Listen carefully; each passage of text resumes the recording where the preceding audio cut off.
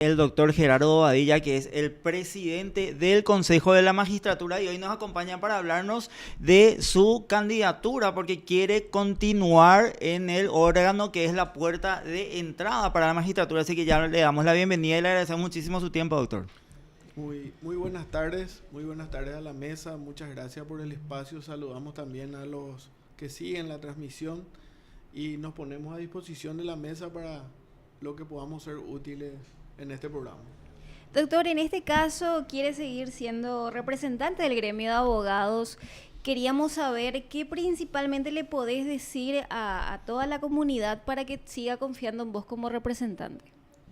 Bueno, así mismo es, tomamos la decisión con el equipo de lanzar una candidatura nuevamente para un periodo más dentro del Consejo de la Magistratura, porque creemos que estamos haciendo bien las cosas, estamos escuchando a los colegas en las áreas misionales donde nos toca estar, estamos teniendo logros bastante importantes con respecto a la escuela judicial, también con respecto a la conformación de ternas, y le estamos recibiendo a los colegas, estamos recorriendo el país y cosas que básicamente es lo que los colegas solicitan y necesitan, ¿verdad? Entonces pensamos que podemos seguir dando ese aporte a esta institución tan importante, ¿verdad?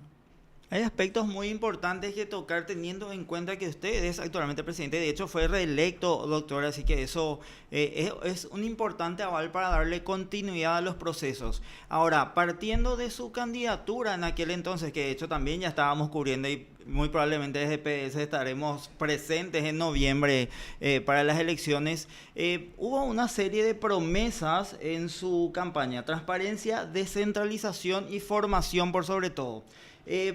¿Qué podría mencionarnos sobre la descentralización? Recuerdo que había mencionado mucho los días de gobierno hacia el interior y bueno, mucho no se ha visto, al menos a nivel de prensa. Entonces nos gustaría saber en primera mano cómo se avanzó con eso. Bueno, en realidad en cuanto a la descentralización, varios ejes tuvimos en cuenta. Efectivamente, recorrimos el país en varias ocasiones, dimos la vuelta. Con realmente la experiencia nos dio el hecho de que no solamente las capitales departamentales hay que recorrer, sino también las ciudades aledañas, porque las necesidades también son diferentes en lo que respecta a las capitales departamentales y las ciudades también que están en ese departamento. Entonces, en estos 2 años y medio recorrimos todos los departamentos y también ciudades que están próximas a las capitales departamentales. Esto nos permitió identificar las necesidades de los colegas y también ver las soluciones para esas necesidades.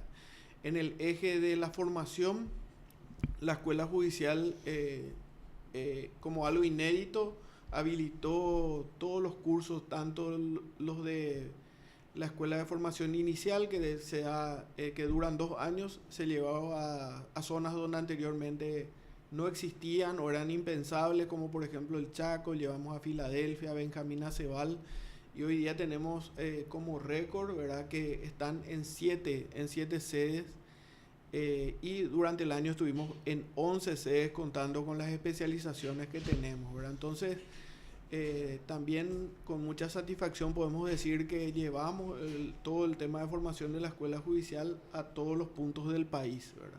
Eso en cuanto a descentralización. También en la conformación de ternas, siempre estamos teniendo en cuenta la localidad del postulante y estamos proponiendo a profesionales de la zona para ocupar los cargos que son para el departamento respectivo, ¿verdad? Entonces, en esos ejes trabajamos muy bien y creemos que tuvimos un crecimiento en cuanto a la descentralización de lo que es las áreas misionales del Consejo de la Magistratura, ¿verdad? Doctor, mencionás que en este recorrido por el país los abogados se acercaban y te comentaban los desafíos y están viendo las soluciones. ¿Nos puede mencionar los principales desafíos que le comentaron los colegas? Bueno, justamente esos ejes son los que más los colegas sugieren. El hecho de ellos buscan mucho que los magistrados de la zona sean profesionales de la zona. Ellos manifiestan que si un profesional de la zona es juez, fiscal, defensor, ellos también tienen el control social de esas personas porque primero le conocen y son personas que van a hacer su vida social dentro de esa comunidad, y entonces hay un control en cuanto a eso, ellos consideran. Y otro tema es el tema de la morosidad, ¿verdad? El tema de la morosidad es recurrente y casi en todas las regiones del país se da ese tipo de sugerencias, quejas, reclamos, ¿verdad? Claro, ahora, partiendo de su experiencia, no solamente ya desde su candidatura inicial, ahora toda su trayectoria dentro del Consejo, siempre se pone mucho en el ojo de la tormenta lo que se puede considerar como una extrema demora, o no sé si extrema, pues eso vienen de sectores o algo así, pero en la conformación de ternas, teniendo justamente en cuenta que, por ejemplo, en la última sesión del Consejo se trataron cargos correspondientes a edictos del 2024. Fueron 6 ternas las que estábamos y justamente vimos también aquí desde PS. ¿Eso es posible de poder zanjar? Porque si mal no recuerdo, o sea, recientemente desde la Corte se había mencionado y se hizo énfasis en una propuesta de reglamento que iba a tratar de pulir ese aspecto. Asimismo, es una preocupación y algo que tenemos pendiente, que siempre estamos con los demás miembros conversando y buscando esta solución. Está en puertas un nuevo reglamento que va a tener en cuenta los plazos, porque hay etapas dentro del proceso que no se pueden evitar, como el tema de las entrevistas, los exámenes, la presentación de documentos, etapas de reclamo, actualizaciones, que el proceso en sí no puede dejar de tener, ¿verdad? Entonces, lo que vamos a ir ajustando seguramente son los plazos para esas etapas, ¿verdad? Pero es una preocupación que tenemos porque somos conscientes, ¿verdad?, que cuando no se están llenando esos cuadros, genera también una demora en el sistema de justicia, ¿verdad? Pero también queremos manifestar de que este proceso lleva un tiempo largo, ¿verdad?, que tenemos que cumplir, ¿verdad?, con esos plazos actuales, ¿verdad? Pero estamos trabajando en una nueva reglamentación que nos permita cubrir los cuadros más rápidamente, ¿verdad? Doctor, y quisiera hacerle esta pregunta que creo que es inclusive importante y necesaria. La gente que capaz no esté dentro del ámbito cuestiona mucho y se dice que tanto en el Consejo, en el jurado, hay injerencia política. ¿Qué le diría a las personas que, bueno, tanto los abogados que consideran que podría haber injerencia política y también a la gente común, digamos, que no está dentro del área judicial? Bueno, nosotros siempre tratamos de buscar la autonomía dentro de lo que es el cuerpo. No podemos negar que no solamente injerencias políticas se asoman, sino de todas clases. Hasta de la iglesia hay sugerencias, sobre todo sugerencias. Y hay también actores políticos que proponen algunas sugerencias para algunas que otras ternas. Pero finalmente el cuerpo colegiado tratamos de consensuar, de analizar entre los 8 miembros que estamos para tomar la decisión, ¿verdad? Pero de todos los sectores proponen, sugieren candidatos, ¿verdad? De hecho, hay actores políticos que son también gremialistas o actores políticos que en su doble carácter vienen y proponen también algún que otro candidato, pero esto se lleva al análisis y finalmente consensuamos dentro de lo que es el pleno, ¿verdad? Claro. A ver, concretamente, doctor, nosotros viendo las sesiones, eso se ha avanzado mucho en la transparentación porque se tocan aspectos, si bien la parte central siempre es la conformación de ternas, durante todo el orden del día se pueden ver aspectos bastante importantes, los pedidos las renuncias, por ejemplo, los pedidos de evaluación diferenciada. Ahora, de acuerdo a su experiencia con los planteamientos o con las propuestas que tiene ahora, ¿qué es lo que de manera urgente se debería revisar? Exceptuando, obviamente, la cuestión de las ternas, ¿verdad?, que es un proceso mucho más extenso, como usted lo dijo. Bueno, nosotros creemos que avanzamos bastante con el tema de la transparencia por el hecho de que todo es público, hasta implementamos nosotros los sorteos de expedientes que son públicos, ¿verdad? Y que anteriormente en una evaluación diferenciada uno no podía el público saber cómo te tocaba tal expediente. Hoy día en la transmisión se puede ver que se sortea electrónicamente qué expediente te van a tocar. Eso es para los magistrados que buscan su evaluación diferenciada, ¿verdad? Eso también se hizo público, entonces no deja ninguna duda con respecto a este tipo de sorteo de expedientes. Se analizan estos expedientes. También queremos recalcar que todas las denuncias que se hicieron en el portal ciudadano se tuvieron en cuenta. Hace poco tuvimos la experiencia de estas denuncias que finalmente terminaron en imputaciones, ¿verdad?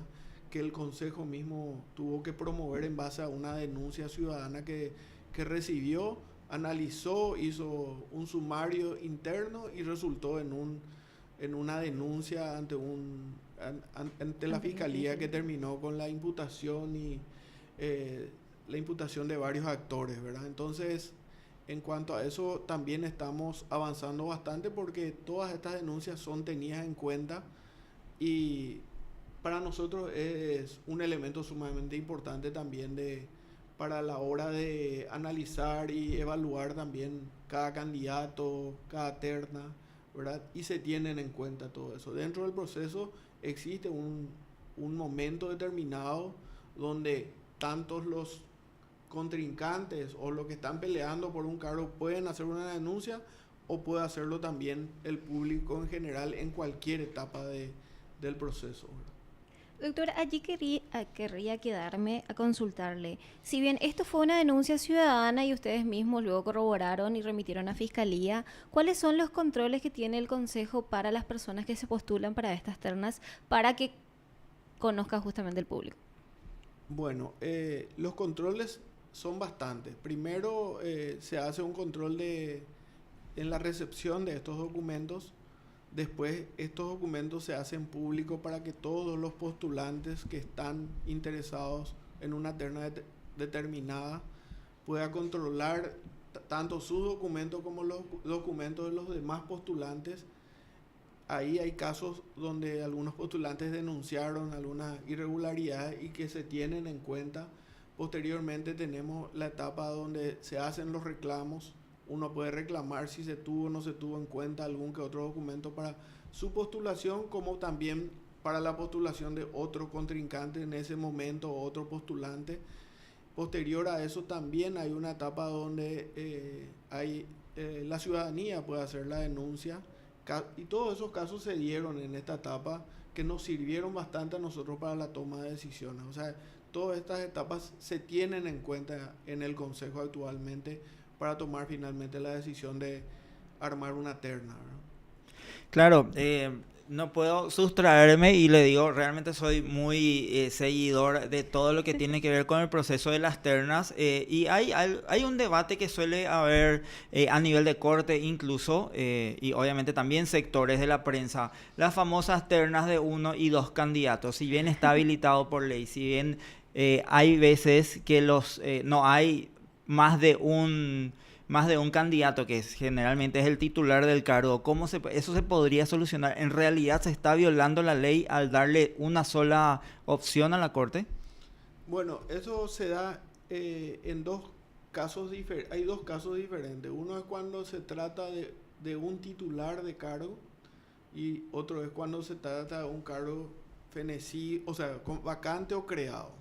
Cuando es el caso del titular, hay una ley que obliga a que el titular tenga que conformar la terna, y en la propia ley dice que en caso de que no haya otros postulantes, se tiene que enviar una terna con un solo postulante. Nosotros ahora ocurrió una pequeña laguna donde algunos tenían un criterio, otros diferente, que enviamos una terna, una persona para un cargo que era creado o era vacante. Uh-huh. Esas ternas fueron devueltas por la Corte Suprema de Justicia porque ellos consideraron que era ilegítimo, ¿verdad? Entonces tuvimos que volver a integrar esa terna con 3 candidatos, porque se da el caso de que en algunas grillas, como le llamamos nosotros a los candidatos que están en pugna, están algunos en otras ternas o algunos renuncian, o cuando de repente están en una terna y no fueron designados, vuelven otra vez a la grilla y ahí se completa muchas veces la cantidad necesaria para remitir esas ternas, y entonces ya la Corte recibe y designa a uno de ellos, ¿verdad? Pero hay una ley, nosotros presentamos una acción de inconstitucionalidad que fue rechazada, entonces estamos obligados a enviar, en caso de fenecimiento, enviar al titular, y en caso de no haya postulantes, enviar con un solo nombre.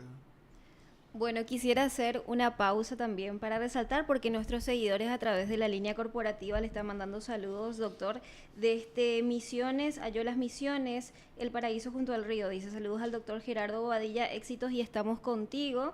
Luego otro mensaje que dice: buenas tardes, también es importante mencionar los logros institucionales en su primer año de presidencia. Llegó a inaugurar la biblioteca institucional, un salón auditorio institucional y convenios con instituciones.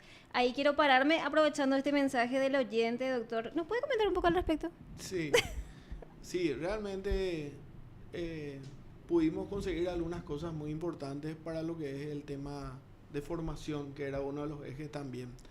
Bien dijo el oyente que pudimos inaugurar el primer salón auditorio, nos dimos cuenta de esa necesidad por los cursos internacionales que pudimos lanzar de nivel de especialización, que teníamos que andar deambulando de aquí a allá para buscar algún salón auditorio, y hoy tenemos un muy lindo salón auditorio. También inauguramos la biblioteca, también con este cuerpo colegiado, con este grupo, pudimos inaugurar la primera revista jurídica, que fue encabezada por el doctor César Rufinelli, y con la colaboración de todos los miembros pudimos también lograr eso. Pudimos, dentro de lo que es la escuela judicial, habilitar, anteriormente estaban el fuero penal, el fuero civil, pudimos habilitar el fuero de la niñez, el fuero laboral y el fuero familia, ¿verdad? También, como ya les dije, una gama de cursos para todos los gustos, prácticamente, de especialización a actualizaciones de cursos de verano que tuvieron muchísimo éxito. Realmente estamos muy orgullosos también de eso. También habilitamos el plan egresado, ¿verdad? Cuando un egresado de la escuela judicial en el fuero penal hoy tiene la oportunidad de seguir en otro fuero, por ejemplo civil, niñez, en el campo de familia, porque se dan muchos casos que en el interior se puede, solamente por una cuestión logística, habilitar muchas veces un solo fuero, ¿verdad? Entonces hoy día tienen la oportunidad de, la gente que por obligación tuvo que hacer un fuero, hoy puede hacer el fuero de su preferencia, que en ese momento ellos preferían, ¿verdad? Y varias otras cuestiones a nivel de la escuela judicial que fuimos logrando en estos 2 años y medio de gestión, ¿verdad? Bueno, quería continuar con los mensajes para no dejarle fuera a nuestros oyentes. Dice Aldo Sandoval: éxitos, querido presidente, inmejorable gestión frente al Consejo. Luego el abogado Ricardo Bordón dice: buenas tardes, apoyo total a las gestiones del presidente Gerardo Bobadilla. Presidente Hayes, en mayoría, dice Gerardo, sigue en el Consejo. Mensajes que nos mandan también al corporativo, que obviamente replicamos y seguimos. Saludamos al presidente del gremio de abogados de presidente Hayes, Ricardo Bordón. Realmente la gestión suya y de otros gremios también ahí de la zona de Benjamín Aceval hicieron también las gestiones para que hoy día la escuela judicial por primera vez pueda estar en Benjamín Aceval, ¿verdad? Entonces saludamos a Valentín Díaz, al doctor Ricardo Bordón, que hizo una colecta de firmas de prácticamente todos los abogados de la zona, y eso hoy día tiene el logro que la escuela judicial se esté llevando a cabo en la zona. Por supuesto. A ver, yéndonos a números o al menos cifras concretas, doctor, ¿en cuántas ciudades, en cuántas cabeceras departamentales encontramos una escuela judicial? Y lo que pasa es que el tema logístico impide que estemos en todas las capitales departamentales. Hoy día estamos en 10 sedes prácticamente, y vamos rotando de repente. Un año se habilita, por decir, en Cazapá, otro año se habilita en Villarrica, pero tratamos de tener algo siempre geográficamente cercano a esa zona, ¿verdad? Entonces, estamos viendo todos esos factores porque tenemos en cuenta también la cantidad de inscriptos, ¿verdad? Porque no justificaría habilitar en una zona donde haya 15 o 20 alumnos interesados, salvo que sea una cuestión social como fue el caso de Filadelfia, ¿verdad? Que ya tendríamos que llevar por las dificultades que tienen los profesionales de la zona de acceder a la escuela judicial por la distancia. Pero nos encontramos con la grata sorpresa de que más de 40 alumnos se presentaron y entonces justificó plenamente también llevar a Filadelfia a la escuela judicial, ¿verdad? Doctor, algo que me gustaría saber y también, bueno, ya que estamos en vivo, aprovechar esta oportunidad. Habló de que no suele dar muchas entrevistas a la prensa y habló también de la transparencia de que si bien uno puede acceder a todo lo que hace el Consejo, si siguen sus gestiones, ¿habría una posibilidad de conversar más con usted teniendo en cuenta que acá tenemos el intercambio entre mensajes, le escuchamos a los oyentes, de que sí, bueno, está larga todavía la campaña, pero que pueda venir a conversar también de estos temas y la gente se pueda enterar? Sí, ese es un compromiso que asumo. Las veces que me llamen voy a estar por acá. Bueno, ahí ya tenemos un compromiso también. Queríamos hablar, doctor, usted mencionó la mora judicial y sabemos que ese capaz es el primer problema que se tiene a nivel poder judicial. ¿Qué más se podría mejorar teniendo en cuenta que si bien ahora están remitiendo las ternas, están trabajando esto, cómo podrían ayudar a resolver un poco más el tema de la mora? Desde el Consejo nosotros estamos abocados al nuevo reglamento a tener en cuenta, o sea, teniendo en cuenta el tiempo que tarda el Consejo en la conformación de ternas para poder llenar los cuadros. Eso es una preocupación, un compromiso que tenemos y que se va a ver reflejado en el próximo reglamento que tenemos de acortar los plazos para poder llenar los cuadros. Después el tema de la mora ya pasa un poco también por la sobrecarga que tienen algunos magistrados en ciertos puntos del país y también ya depende mucho también del trabajo de los diferentes magistrados, ¿verdad? La escuela judicial siempre está en el área de formación, está apuntando también a módulos que tienen que ver con eso para tratar de que los magistrados también tengan una técnica, una práctica, ¿verdad? De que su despacho también puedan manejar de la forma más eficiente, eficaz posible, ¿verdad? Pero dentro del Consejo nos comprometemos nosotros que en el próximo reglamento vamos a cortar los plazos para que los cuadros sean llenados más rápidamente. Doctor, y hablando ya, finalizando el tema de ternas, inclusive se vio que se volvió a estudiar una terna por ciertas circunstancias, a veces por investigaciones. ¿Ustedes consideran que esto se podría dar por una suerte también de publicaciones o consideran que tienen que asegurar nada más con por esas investigaciones abiertas, teniendo en cuenta que muchos de los cambios de terna no fueron con sentencias ni son con imputaciones o investigaciones? Así mismo. Hubo casos por denuncias que se hicieron a la prensa, que nosotros hicimos algunas reconsideraciones, algunas ternas ya conformadas. Y nosotros siempre estamos abiertos y agradecemos ese tipo de informaciones. Lo único que cuando tenemos ese tipo de informaciones corroboramos la veracidad, vemos la gravedad del hecho y para tener en cuenta a la hora de hacer una reconsideración o no, ¿verdad? Pero sí hubo casos que la prensa nos advirtió de ciertas situaciones que hicieron que podamos reconsiderar algunas ternas que ya fueron conformadas.